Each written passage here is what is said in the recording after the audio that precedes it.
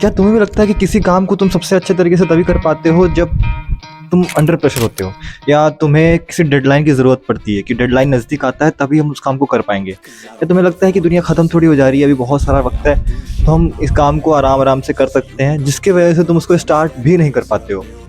तो what is this? तो तुम्हारा अंदर का कंफर्ट जोन है जो तुम्हें कहता है कि ज़रूरत क्या है इस हार्ड काम को करने का, क्योंकि तुम लेटे लेटे अभी वेट कर सकते हो डेडलाइन का, क्योंकि तुम्हारे दिमाग में चल रहा है कि मैं प्रेशर में ही अच्छा काम कर पाता हूँ। यहाँ पे एक वर्ड सामने आता है, that is procrastination. But why? The simple answer is you are avoiding the discomfort, you are avoiding the stress जो उस काम से आता है, जो उस काम को करने के लिए जो तुम्हारा हार्ड वर्क लगेगा। तो अब इस काम को ना करते करते तुम्हारे अंदर एक और स्ट्रेस डेवलप होता है कि तुम कुछ कर नहीं रहे हो, तुम बेड पे पड़े हुए हो। This leads to another type of stress जिसमें तुम अपने आप को अंडर कॉन्फिडेंट फील करते हो, तुम्हें लगता है कि तुम कुछ नहीं हो या तुम अपने लाइफ में कुछ कर भी नहीं पाओगे। एंड स्पेशली अगर तुम एक नीट एस्पिरेंट हो या जेईई एस्पिरेंट हो तो you can not afford to procrastinate, because अगर तुम प्रोक्रास्टिनेट करते हो तो तुम्हें याद होना चाहिए कि इस सेम एग्जाम को क्रैक करने के लिए लाखों स्टूडेंट तैयारी कर रहे हैं। So what is the solution? इसके वजह से तुम इस चीज़ से बाहर निकल पाओ। There are different type of procrastinators. तुम्हें रिकॉग्नाइज करना है कि तुम क्या कर रहे हो, तुम किस टाइप में कैटेगरी में बिलोंग करते हो, उसके अकॉर्डिंग तुम्हें सोल्यूशन अपने ऊपर अप्लाई करना है। The first and foremost, the perfectionist. हर काम को तभी स्टार्ट करना जब तुम्हें लगता है कि तुम उस काम में प्रोफेशनल हो, प्रो बन जाओ, या तुम्हें लगे कि तुम उस चीज़ को इतने अच्छे तरीके से कर रहे हो जिस तरीके से प्रोफेशनल्स को करते हैं, या जो 10 साल में किसी ने अचीव किया है वो तुम पहले स्टेप में ही अचीव करना चाहते हो। और ये कितना फूल साउंड करता है कि तुम प्रोफेशनल बनने से पहले एक नूब भी बनना नहीं चाहते हो, क्योंकि किसी काम को करने के लिए उस काम को स्टार्ट तो करना पड़ेगा, और स्टार्ट करते वक्त you can not be at the same level जो किसी ने 10 साल काम करके या 5 साल काम करके अचीव किया है। एक एग्जांपल लेते हैं, let's say you want to make a YouTube video. तो तुम्हें लगता है कि तुम एक यूट्यूब वीडियो तभी बना पाओगे जब तुम्हारे पास इक्विपमेंट्स होंगे या प्रॉपर गियर्स होंगे, या तुम्हें बहुत अच्छी तरीके से स्क्रिप्ट लिखना आता होगा या वीडियोस बनाना आता होगा। तो तुम सोचते होगे कि तुम उस चीज़ में एकदम प्रो बन के ही तुम वीडियो बनाओगे। तो इट इज़ नॉट पॉसिबल कि तुम पहले वीडियो से ही अपने उस 100th वीडियो के बराबर एक आउटपुट जनरेट कर पाओ, and it is not possible. Your first video will always be less good than the 10th video you will make. So you should know that तुम्हें स्टार्ट करना ज़रूरी है किसी काम को, और इस चीज़ का बस एक ही सोल्यूशन है कि you just start doing something. तुम्हारे अपने दिमाग में ये बिठा लो कि you should start doing something जो तुम्हें करना है, बी कोई भी कैटेगरी हो। YouTube video banana is just an example. Stop chasing the perfectionism, you will be better in the 10th step, और उसके लिए तुम्हें फर्स्ट स्टेप लेना पड़ेगा। It is as simple as that. The second is deadline chaser. Now some person can only work in the last hours, and sometimes it works effectively but not always.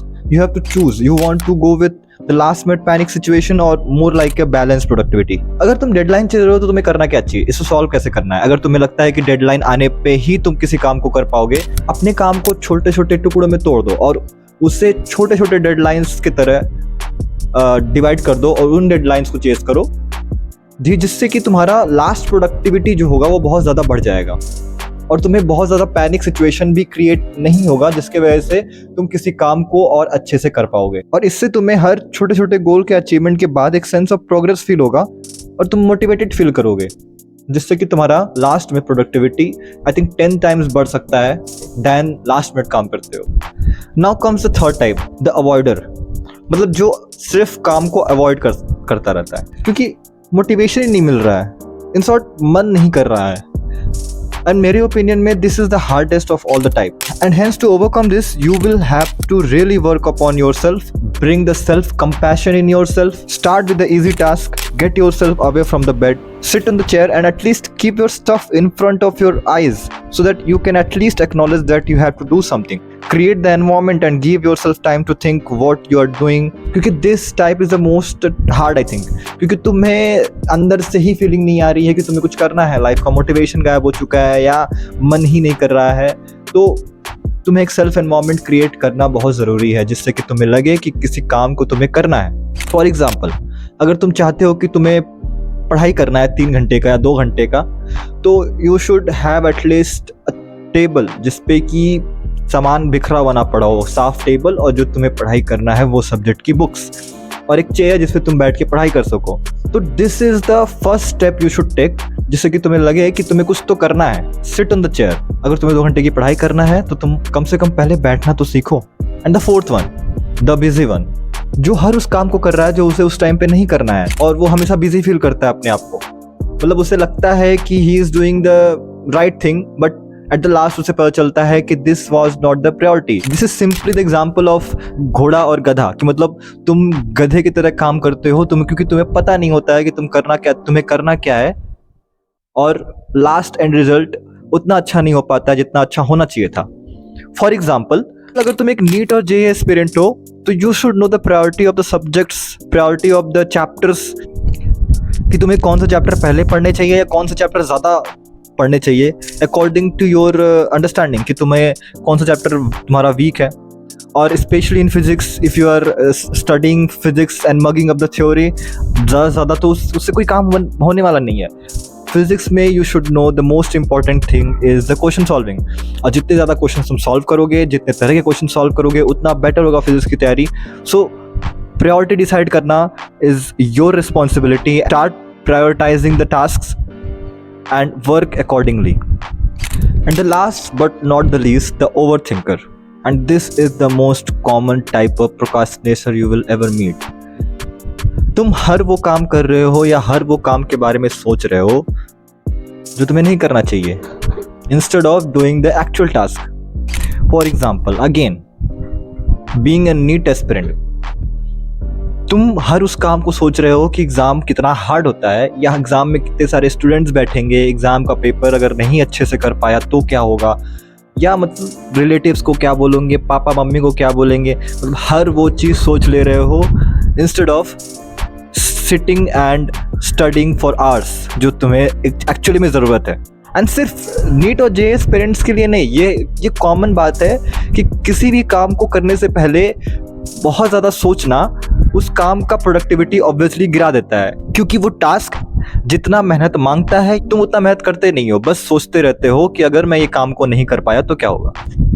So stop over thinking, just sit on the chair and do the task जो तुम्हें करना ज़रूरी है। छोटे छोटे time tables बनाओ, छोटे छोटे टास्क रखो, और अपने काम को करते हुए आगे बढ़ते हुए चले जाओ। ज़्यादा दिमाग पे जोर मत डालो कि इस काम को मैं कैसे करूँगा, बस स्टार्ट कर दो। तुम्हें एक पॉजिटिव एटीट्यूड रखना बहुत ज़रूरी है। If you are a goal achiever, तुम्हारे गोल्स बहुत ज़्यादा बड़े बड़े हैं, तो सिर्फ सोचने से काम नहीं बनता है, उस काम को करना भी पड़ता है। तो ये दिमाग में रखो, experience does not get wasted. So overall summarise करें, they are different type of प्रोक्रास्टिनेटर्स।